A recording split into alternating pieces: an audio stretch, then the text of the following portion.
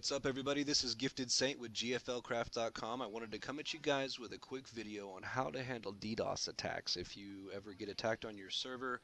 A lot of people are under the assumption there's nothing that you can do, that if you get DDoS that you're just going to go down and you can hope the attacker stops.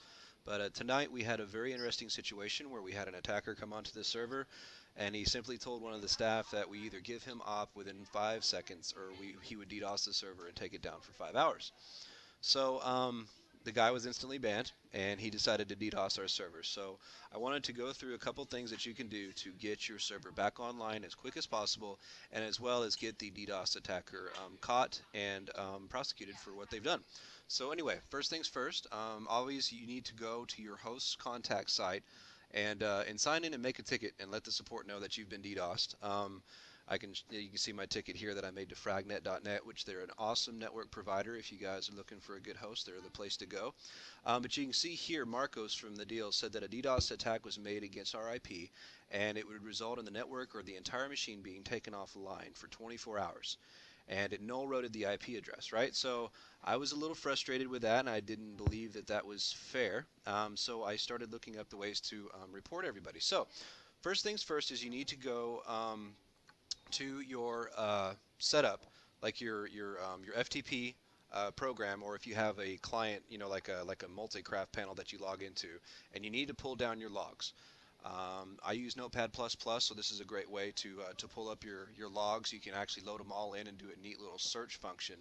Under the search tab, you say find, and this was actually the player's name here, so I could just say find in all open documents, and then bam, it shows the guy everything that he said. He said, hey, right here, do you have ops, sir? Well, I'm going to come out straight. If you don't opt me within 5 seconds, I will DDoS the server for 5 hours. The server IP is this, so 54321, and then DNU banned him, and then the server went down. So we went through the logs. I went through my proxy logs, not just the server logs, because we have a bungee cord server, and got his IP.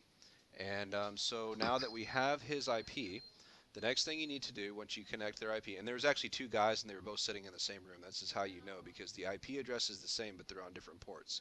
So that means that the router just had another port assigned to them. So anyway, we've got the two IPs. You go down here, and then you go to an IP search. This is simple. You just type in IP search into Google, and the other interesting thing is my server doesn't allow you to join if you're on a proxy IP address. Usually if it can pick up through Essentials that it's proxy, it bans the person automatically on that IP address. But so these guys actually came in through a regular IP address. There's a chance they could be connected to somebody else's router, like at a Starbucks or something, but I really doubt it.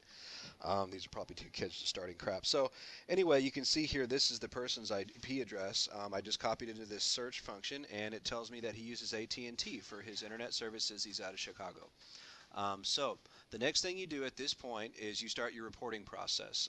AT&T Internet Services, if you just go to AT&T.com and then type in fraud, you'll come down here and you'll see FAQs. And at this point, it says if additional, let's see here. Okay, what you want to go to is the Global Fraud Management Department. So this is what I've selected here. If you call this number and tell them what happened and give them the IP address, the ISP provider will basically give them, they'll either warn them or they'll cut off their internet. They'll definitely handle it if you call them and let them know that you have the IP that the person did it from. A lot of the times the SBC global address is also in the search here. So you see here the IP host. This is what the internet service provider of the DDoSer will use to locate them and actually shoot them down. So once you get done reporting to the ISP, the next thing you need to do is report it to the government. So this is the Department of Justice website. If you want to, I'll put this this URL in the description, so it's easy for you guys to find this website. This is actually where you have to go, and it's not easy to find in a search engine, surprisingly enough, when you're trying to find a way to report to the government who's been DDoSing you. This is the way to do it.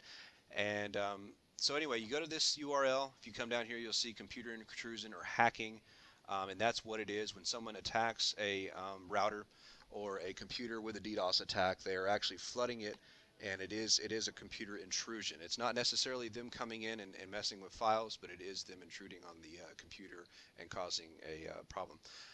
So if you go here and go to the Internet Crime Complaint Center, you then file a complaint, and you'll go down here and say I accept and fill out the entire form. I won't go through this entire process with you right now, but anyway, once you fill out a report, you get a case number, and this should at least do some kind of defense against you getting DDoS attacked.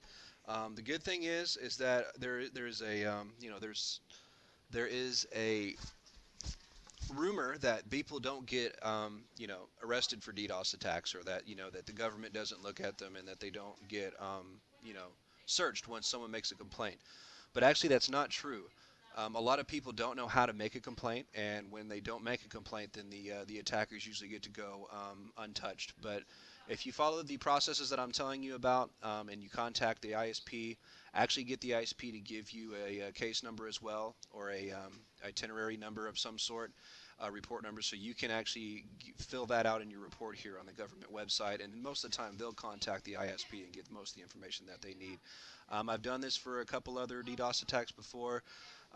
Don't have any confirmation to show you here that the guys were caught or attacked, but they've kind of disappeared, so I really don't know what may have happened to them, but we haven't gotten attacked by them since. So anyway, guys, that's it for this video. I know it's kind of long and I rambled on, but I wanted to give you guys this information to try to help you out. This is Gifted Saint with GFLcraft.com, and we'll see you later. Thanks for watching.